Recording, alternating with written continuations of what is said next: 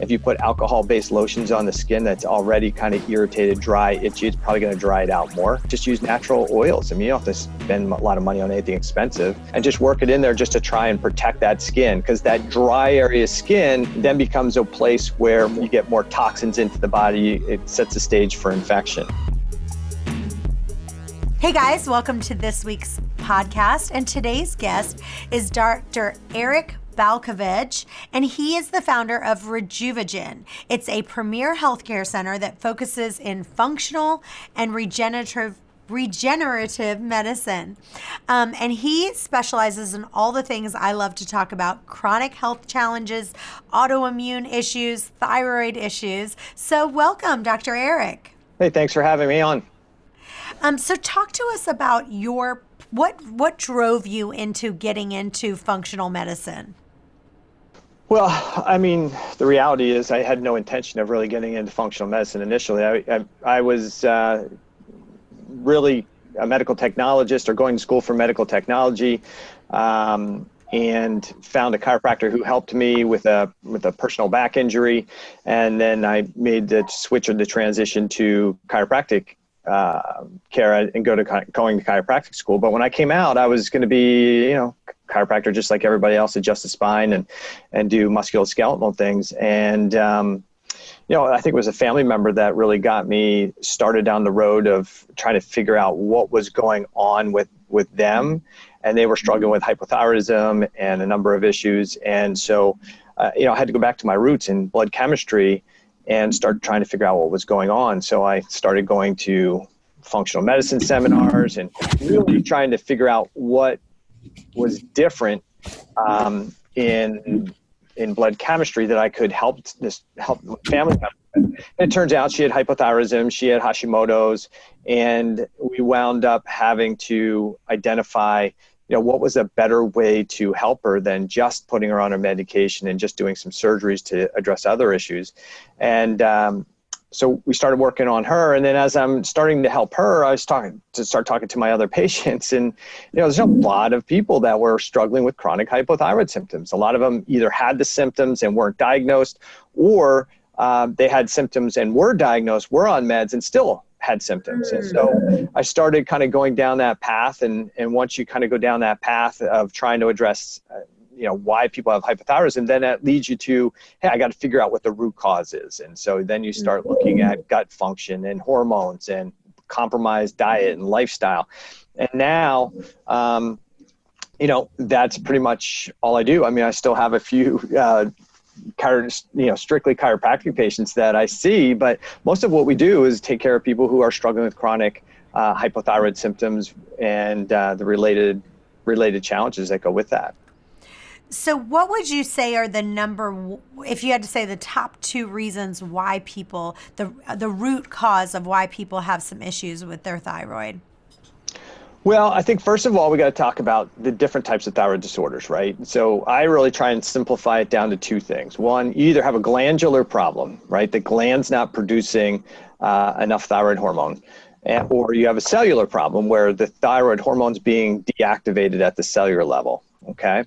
So what allopathic medicine really addresses is the glandular problem. And so when we talk about glandular hypothyroidism, something is causing the thyroid gland to not produce thyroid hormone. That could be something that's disrupting iodine into the thyroid gland. It could be endocrine disrupting chemicals. It could be toxins. It could be estrogen. Something is causing the thyroid gland not to be able to make enough thyroid hormone.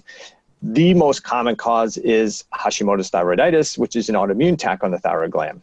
And so medicine is really good at identifying primary hypothyroidism and treating primary hypothyroidism with primarily T4 medications. Sometimes you'll get somebody who's kind of progressive that does T4, T3.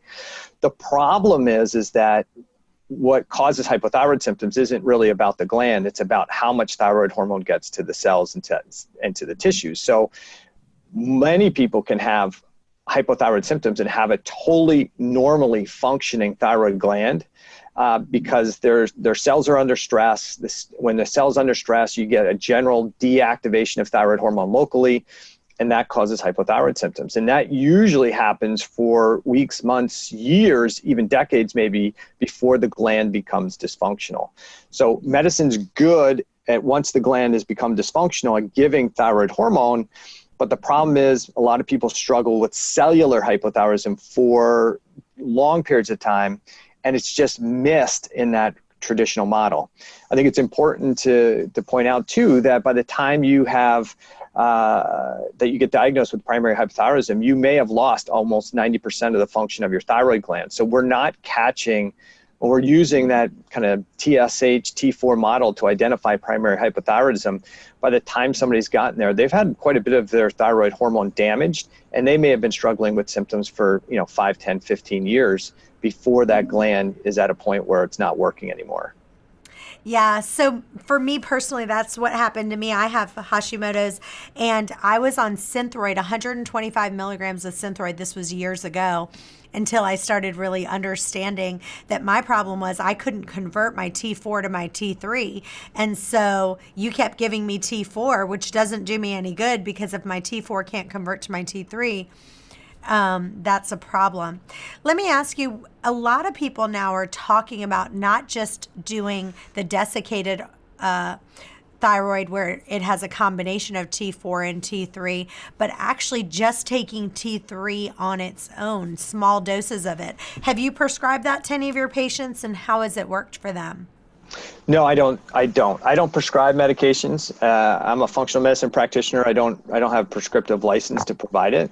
Gotcha. I'm not a huge fan of T3 only medications, because there's a couple reasons for that. One, if somebody's got a problem with the conversion of T4 to T3, then the thought process is, if I just take T3, then most of the cells, most of what we call the genomic actions, the things that we consider with increasing metabolism, are driven by T3 in the cell. The issue is that the vast majority of cells prefer to make T3 at the cellular level. Okay, so they prefer T4, and then the cell itself can determine whether that T4 is converted to T3 or that cell is converted to reverse T3.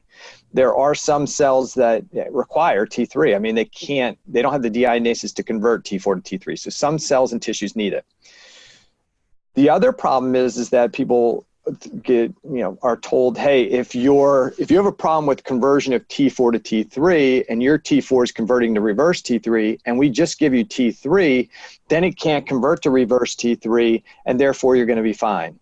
Well, the problem with that thought process is that the same mechanisms that are causing T4 to be deactivated to reverse T3 are still going to deactivate T3 to T2, or one of the 4 forms of T3 to T2. So that it may be helpful temporarily, just like T4 can be helpful for some people in some tissues, but it doesn't necessarily always fix the issue. The cell is still deactivating thyroid hormone. And so it doesn't matter if you give T4 or T3, it's still deactivating it. I know the reason a lot of functional medicine or integrative medicine practitioners provide T3 is they'll say, listen, T4 can convert to reverse T3, and reverse T3 blocks the nuclear receptors and blocks T3 from binding to the receptors. And that's never really, I've read hundreds and hundreds of papers, and I've never seen that anywhere documented. T3, the conversion of T4 to reverse T3 is usually primarily done by what we call deiodinase 3. And that's usually done at the plasma membrane, and even outside the cell is where the deactivation occurs. It's not occurring in the nucleus of the cell. So reverse T3, unless somebody can prove me wrong, does not bind to the nuclear receptor inside the cell. It doesn't block T3 at the nucleus of the cell. And so that whole idea just doesn't make sense. What people I think often get confused with is there are receptors on the outside, what we call the plasma membrane of the cell. They're called integrin receptors. And T4 can bind there. T3 can bind there as well and do what we call non-genomic effects. And reverse T3 can bind to those integrin receptors and potentially cause a blocking action there. But it's not the blocking action that most people are considering when they're talking about taking it. So for me, I try and get most people to understand that, look, if your body's deactivating T4, it's deactivating T3 too. So instead of trying to flood the system with more and kind of patting ourselves on the back and saying, hey, look, your reverse T3 went down. Well, obviously it's going to go down because you're not providing T4 to convert to reverse T3, but it doesn't mean you fix the problem. And I do get concerned for those tissues that only take up T3, that we may make them a little bit more hyperthyroid. And is there any supplements that you've seen that you say these supplements really make such an impact on the thyroid? Would like selenium or zinc or anything that you've seen, iodine, that you say this is when we see patients and we've added this supplement into their diet, they're missing that, and that's one of the reasons why their thyroid may be lacking? Well, I mean, somebody could be iodine deficient, right? So you could say, hey, is this person iodine deficient? The problem is we don't have, great testing to be able to say, hey, is a person iodine deficient? And so there are some urinary iodine tests out there that you could do. You could do 24-hour urine, you could do a spot test, and you can look and see, is the person iodine deficient? But the research on that isn't great. Now, if they have elevated toxicity, they have high fluoride, bromine, they have high estrogen, and they have indicators that may be things that may be blocking iodine absorption, then yeah, iodine could be helpful. Is it potentially problematic with somebody who has autoimmune issues, especially TPO antibodies? Possibly. Could selenium be helpful? Yeah, it could be. Is glutathione potentially helpful? Could zinc be helpful? All those things could be helpful. The challenge, I think, for a lot of people is that they have hypothyroidism, and they say, well, I'm going to support the gland with this formula that's going to fix my thyroid physiology. Well, if you have a state of stress, okay, in the body, and the body is causing autoimmune attack on the gland, maybe it's a selenium deficiency, or maybe it's just part of the cell, what we call the cell danger response. And so the selenium that you're hoping is going to help your thyroid conversion or help your thyroid physiology may not even go to do that action. So it's hard to direct based on a supplement. Just because a bottle says, hey, this is the thyroid support formula, it doesn't mean the ingredients in there are actually going to go support your thyroid. But yeah, there are some general things that are probably important for most people who've got thyroid issues, but it's not uniform. I mean, the most important thing is that we get people to understand that if you have hypothyroidism, what we need to do is identify, is it glandular, is it cellular, or is it both? Anybody who's got glandular hypothyroidism probably has cellular hypothyroidism. That's why they have symptoms. But you can have symptoms, have cellular hypothyroidism, and have a perfectly functioning gland. In that situation, the most important thing to do is look at diet and lifestyle factors to find out what's creating what we call cell stress that's causing the thyroid hormone to be deactivated, and address those. It doesn't come in a bottle. In most cases, it's a lack of absorption, there's a gut issue, there's a poor sleep issues, some type of lifestyle issue that's causing the cells to perceive excessive stress. They shift from what we call homeostatic regulation to allostatic regulation, and then they shift from making new cells, new tissue, new skin, new hair to cell defense. And so energy gets used to go kill things or to protect the cell, and the things that are less important kind of get turned down in a hypothyroid state. Awesome. Well, this is a question I like to ask all my guests.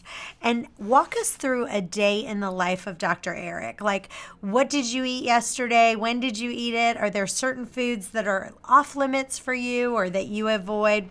What did yesterday look like for you?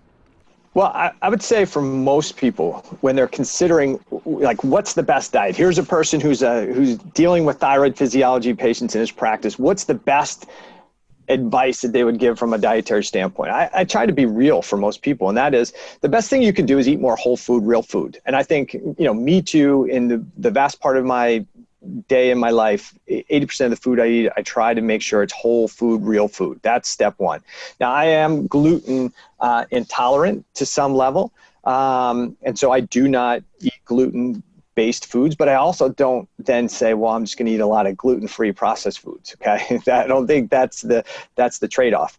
Is there a benefit to being gluten-free, should everybody be gluten-free? I don't think so. I don't think, if you don't have a gluten issue, there's potentially some reason to consume gluten or consume grains. So I'm not totally against it. As far as eating, how many meals a day do I eat? I'm pretty liberal. And I go with the flow. Most days, I would say 4 to 5 days per week, I probably eat 2 meals per day and do like a time restricted eating. Is that right for everybody?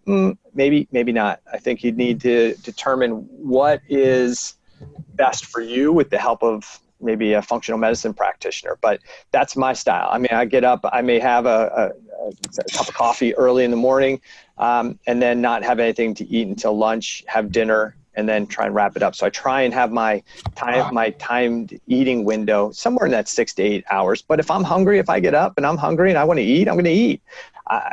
As far as the lifestyle wise, I try and get 8 hours of sleep per night because I think that's critical to get good quality sleep. Definitely, I talk about breathing and the importance of breathing appropriately. And so I definitely, if I don't nose tape or mouth tape the night before, I probably don't have as good a quality sleep. I've had a broken nose multiple times, and so that, I got one nostril, doesn't work too well. So if I have any level of inflammation, nasal passages get closed off, I open my mouth to breathe, that creates hypoxia, and that's going to disrupt sleep. And it's also going to cause increased deactivation of thyroid hormone. So it's going to increase that conversion of T4 to reverse T3 and T3 to T, the inactive forms of T2. Activity every day. Try to usually be active every day. I was up, today up 4-mile run. I came back. Typically on if I'm at home, which I am today, doing some work, and even in my office, I'll set my timer for 20 to 30 minutes, and every 20 to 30 minutes, I'll get up and do something. If I'm not dealing with patients, my timer's going off, I'll do, 20 push-ups, 10 pull-ups, just to get up, move, and do some physical activity. And I try to get my patients to do the same thing because, we all say that, hey, I don't have time to exercise, I don't have an hour, I don't have 2 hours. You don't need an hour or 2 hours of consistent exercise every day. You just need to be more active. And I've adopted what I call the 20-minute rule, which is every 20 minutes, get up and do something, whether it's 5 squats, whether it's pull up, push up, run up and down the steps a couple times. It doesn't have to be much, but get yourself up and moving. So at physical activity, good diet, good nutrition, try and drink lots of water, healthy water, get plenty of rest and sleep, and always work on studying, emotions, reading, and time with family. Awesome. I love it. Well, let's jump right into the questions. This is from Abby in Tampa. The other day, I found a small, very dry and itchy patch of skin on the back of my neck. I didn't think much about it until it continued to itch every day. I've tried putting moisturizing lotion with dryness, but sometimes it burns when I use it. I haven't switched my laundry detergent and haven't been using any new kinds of lotions or body washes. I think some days are worse than others. Is this psoriasis, and will it spread to other areas? Is there any kind of lotion or cream that will stop the itching, and what supplements work for psoriasis? Well, first of all, I think if she's got some itchy stuff on her skin, I would definitely say, one of those things, obviously, go see your dermatologist. Make sure that it's nothing more significant or more sinister. Okay, that would be probably a good thing to see. And look for a dermatologist who's more functionally or integrative medicine based. Could the issue be psoriasis? It could be. And so what you want to do is, if there's something that's some area of the skin that's dry, that's irritated, we want to rule out, is it an immune or an autoimmune issue going on? And I would suggest that the potential is that there may be a gut issue, there may be a thyroid issue, but we need to look for what's the root cause issue. Without going to a doctor, one of those things I would tell her is probably the moisturizing lotions she's trying to put on there are probably alcohol-based. If you put alcohol-based lotions on the skin that's already kind of irritated, dry, itchy, it's probably going to dry it out more. Probably a couple of the cheapest things that she can do just to moisturize that area's skin is just use natural oils. I mean, you don't have to spend a lot of money on anything expensive. Try some avocado oil or olive oil or coconut oil or jojoba oil or even some aloe vera, and just work it in there just to try and protect that skin, because that dry area skin then becomes a place where you get more toxins into the body. It sets the stage for infection.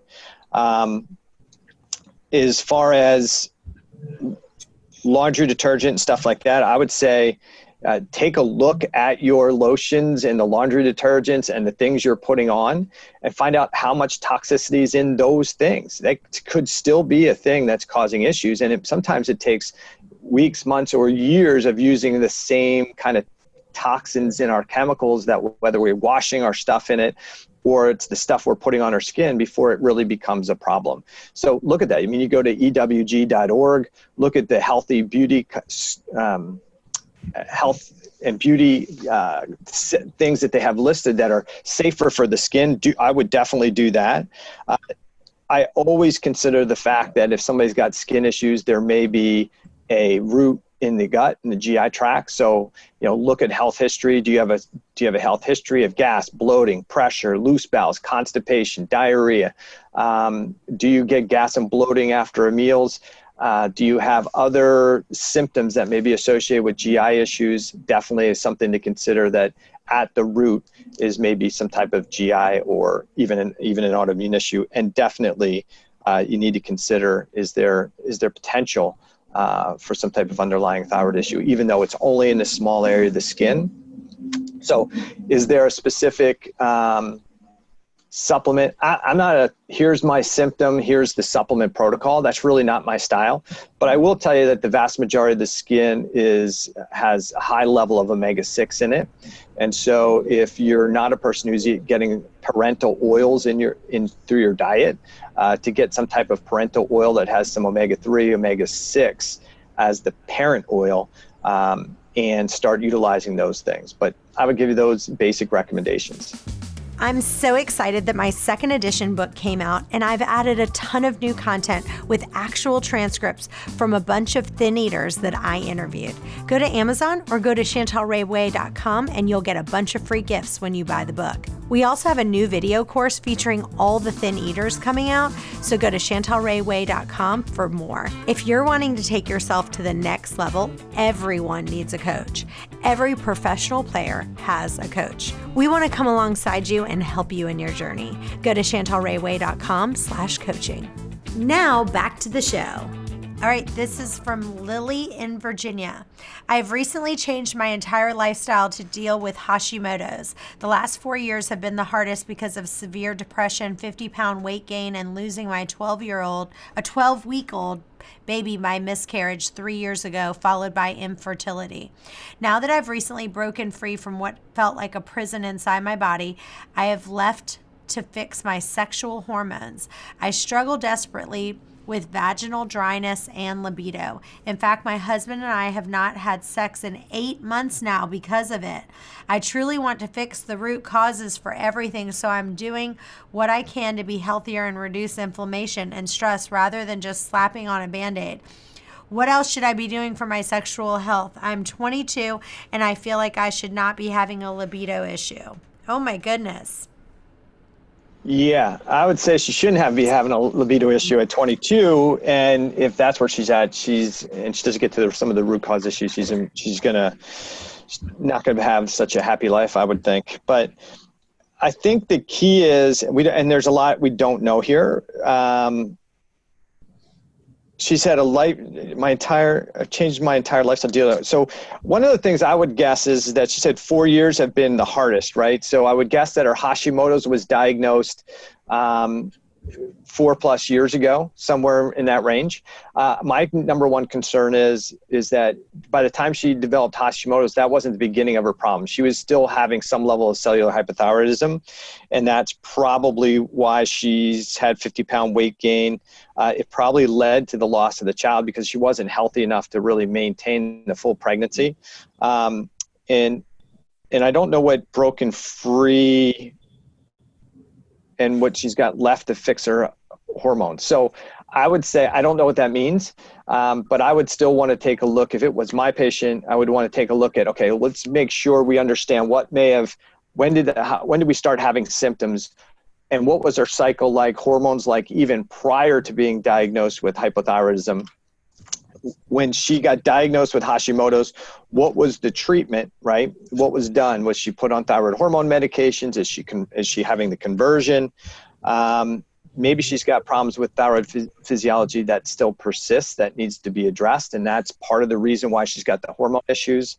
I would say that one of those things that may be beneficial to her, because she feels like the libido issues and the hormone issues are like her primary, is to work with a functional medicine practitioner who's going to run more of a functional hormone test, maybe something like the Dutch test, to take a look at her hormones. And then along with that, maybe a comprehensive metabolic panel that's going to give us indication, like, did she really address all the issues? Because a comprehensive blood chemistry issue that's interpreted, not just read for highs or lows, is going to help us understand, like, you change some things in your diet and lifestyle, but some of the underlying issues still persist. And that's what we really want to do in functional medicine. So if she's lost all the weight, she feels fantastic, and it's really just a hormone issue, then a Dutch test will be able to kind of point out maybe some part of what's going on in the physiology. But my guess is she's still got some issues that are causing the hormones, estrogens, testosterone to be, and progesterone maybe, and even cortisol to be dysregulated. And we need to get to that root cause issue. And what the Dutch test is probably one of the better tests to do that. Awesome. I'm reading over the last three questions that we have, and they're so specific. Sometimes people send in questions and they really, like, sometimes they're general and sometimes they don't give us enough information to kind of answer them. So I'm just going to kind of summarize what a couple of these questions are. But one of the girls talks about some knee issues, and she's talking about taking Advil. Talk about Advil for just a second, because I feel like, I get my husband has some back issues, and he's been taking so much Advil, and I'm telling you, I am so anti-Advil pain medicine. Talk about your thoughts on that. I want to hear what your thoughts are on that. Well, listen, I think if somebody has a periodic ache or pain, and those things can be things that temporarily modulate it. But if you find that every time you're exercising or just every day, you need some type of anti-inflammatory medication just to get through the day. You take 2 in the morning to get started, then 2 at the end of the day, so you can sleep at night. You got an underlying issue. And so there's an underlying inflammatory issue, and we need to get to the root cause as to why. A lot of people, it's just because I have back pain. It's just because, I have arthritis. Well, maybe. Or maybe the issue is something's triggering chronic inflammation. So we know that the medications can actually inhibit the regeneration of new cartilage. So that's not a good thing. So they inhibit what they call your stem cells, and the stem cells are the regenerative cells of the body. So maybe taking them once or twice periodically, maybe not such a big deal. But if you're taking them on a regular basis, you have pain, which is caused by something, then you're taking an anti-inflammatory, which actually suppresses the body's ability to deal with whatever's causing that issue potentially. And the other part of that issue is that now you inhibit the regeneration or regrowth. So what I see in a lot of my patients who have chronic joint issues is I take a look at the rest of their history, especially if they have gut issues, because what we're seeing in the literature and the research is that many times problems from within the GI tract, dysbiosis, leaky gut syndrome, elevations of what we call lipopolysaccharides or LTA, can cause inflammation in other tissues, and specifically the cartilage tissue. So we've seen problems with bacteria and yeast getting into the joints, breaking down the cartilage, and they're at the root of the issue. So we need to kind of understand what's causing somebody's health issues. Sometimes it's the supplementation they're doing to try and be healthy on a regular basis.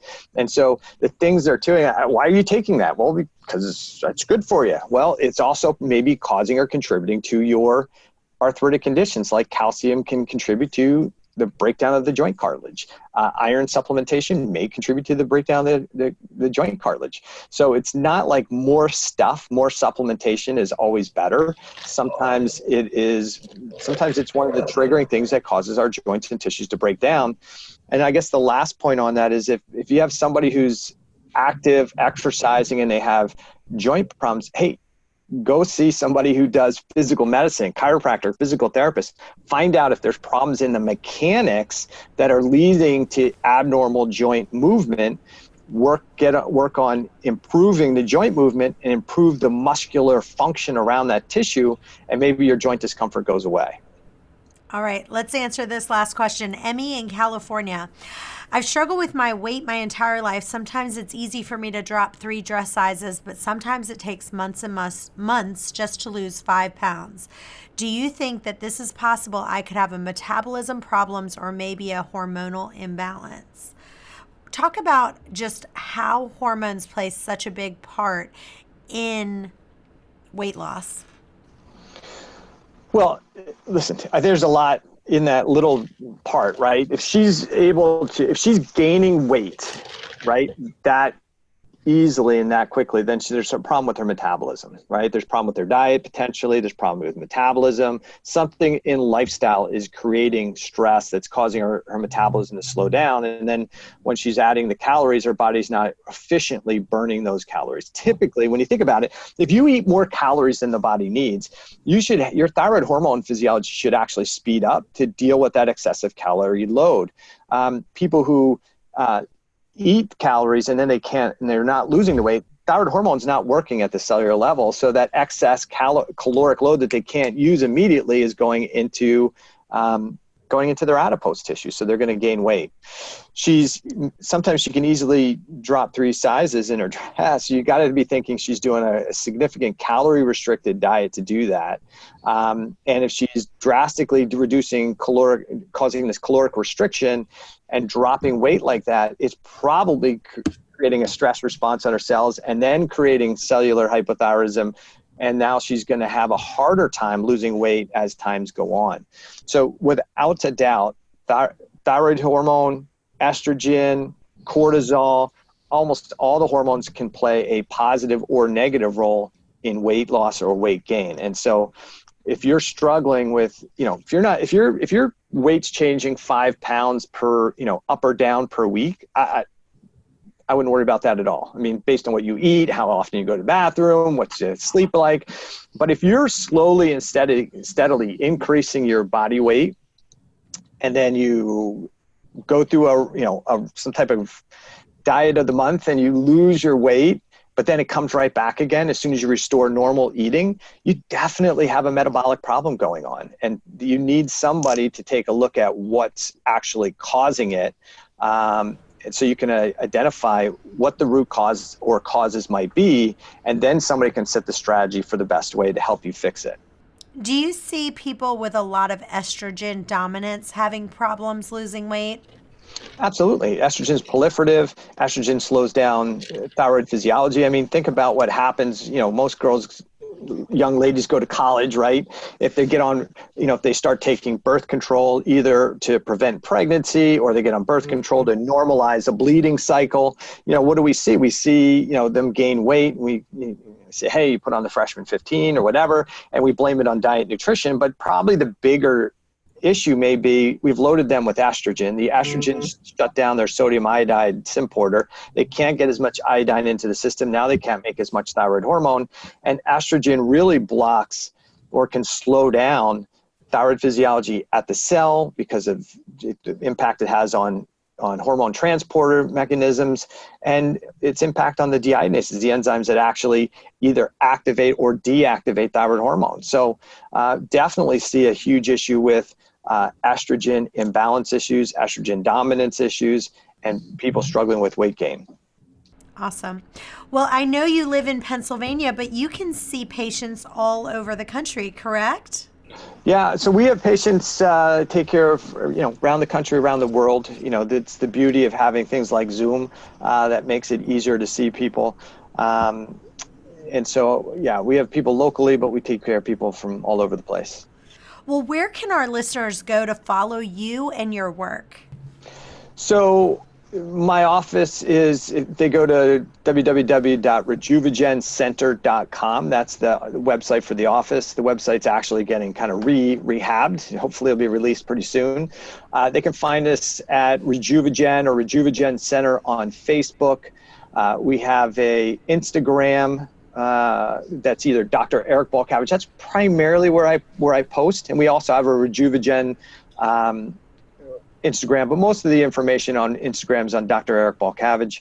And then I do videos that you can find through Rejuvagen on YouTube and Vimeo. And usually every Thursday, I do a Thyroid Thursday episode, which are short, 3 to 10 minute tidbits on different aspects of thyroid physiology.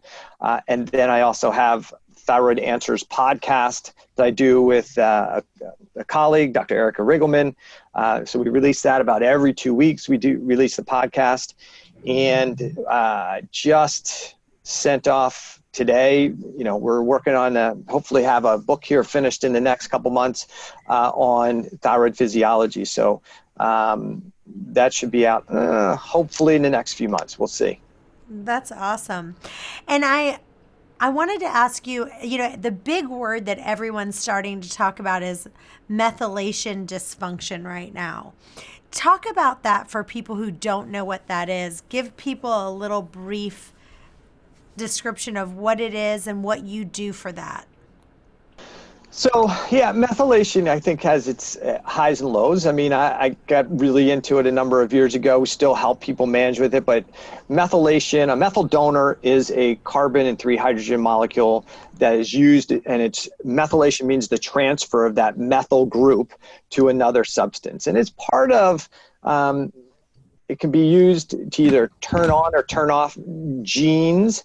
It can also be used to stimulate what we call detoxification reactions, or a number of reactions in the body. It doesn't just have to be detoxification. And so it's a critical part of cell health and cell function. When somebody's got a methylation issue, we still come back to the same kind of basic thoughts. Why do they have a methylation issue, and what's the best way to address it? And some people would say, well, I've been told I have a methylation issue. I just need to put more B vitamins in the system, and that should fix it. No, probably not. For maybe 50% of the people that may work, and for the other 50% of the people, it may not work, or they may actually feel worse.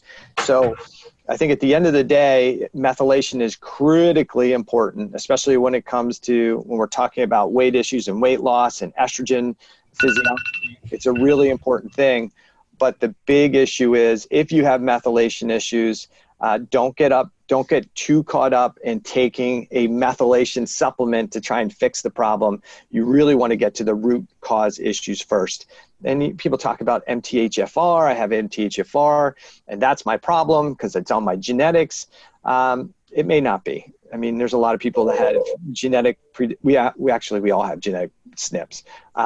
And people have MTHFR, heterozygous, homozygous, or not at all. And they're either, it may be an issue, or it may totally not be an issue. And so the big key is, if you've been told you have a methylation problem, it's a big deal. But the solution is to find out, okay, what's at the root cause of my methylation issue? And that's probably going to find that more in a functional medicine model than an allopathic model. Awesome. Well, thank you so much for being on the show today. This has been a pleasure having you on. And if you have a question that you want answers, go to questions@chantalrayway.com. We'll see you next time. Bye-bye.